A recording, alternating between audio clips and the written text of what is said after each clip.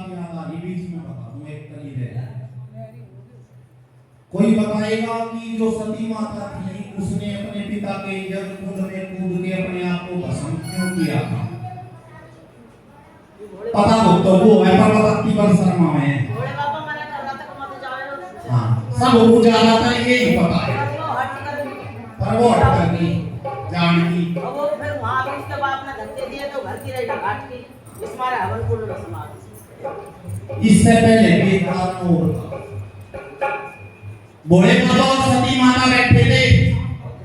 अब भोले बाबा हमेशा श्री राम जी का स्मरण करते रहते हैं। सती माता बोली, अब आप किसके धर्म में लगे रहो हमेशा? तो रामचंद्र भगवान बोले, अब मैं तो विप्र भक्त श्री राम है, उनका ही नाम स्मरण करते रहता हूं। तो सती माता बोली कि आपसे भी बड़ा कौन हो गया, मुझे उसके दर्शन करवाओ। बेटे सुनो, हेलो आंगनवाड़ी।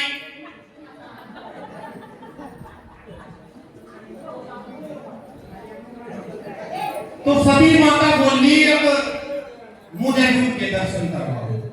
बात उस समय की है ये जब रामचंद्र जी वन में विचरण कर रहे थे। तो शंकर भगवान ने राम जी के दर्शन सती माता को करवाए।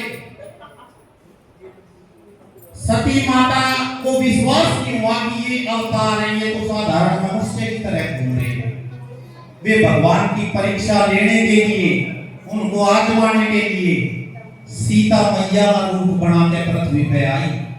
जब रामचंद्र जी ने उनको देखा तो उनको प्रणाम किया कि माता आप पृथ्वी पर कैसे?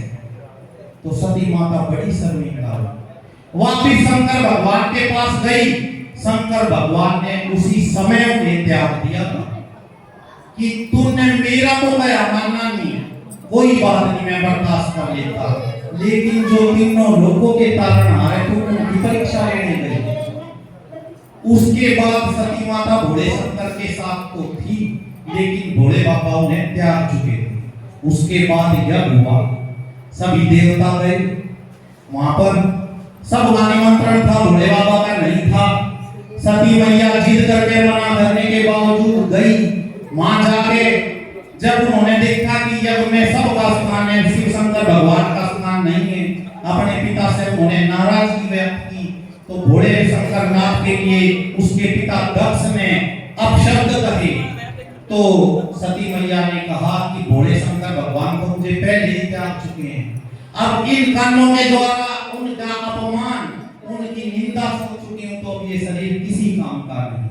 तो नींव तो इसकी पहले रखी जा चुकी थी, फिर उन्होंने अपने आप को भस्म कर दिया। बोल शंकर भगवान की जय, बोल सती मैया की जय। फिर मैनावती और हिमाचल के घर पार्वती के रूप में जन्मी और 6 साल की आयु में ही नारद मुनि ने बता दिया था कि तुम्हें शंकर भगवान को प्रसन्न करना है और उन्हीं से शादी करनी है। बोल शंकर महादेव की जय। तो शंकर भगवान कहते हैं, पहचान जाते हैं उनसे, वो शादी करने की जिद कर लिए कि तू राजा हिमाचल की लड़की, अब कहां मेरे लायक थोड़ी है, मैं तो पहाड़ों पे पकड़ लूं, तू किसी राजा के साथ शादी कर ले। और क्या बता दिया, तेरी राजा में शादी हो जाए।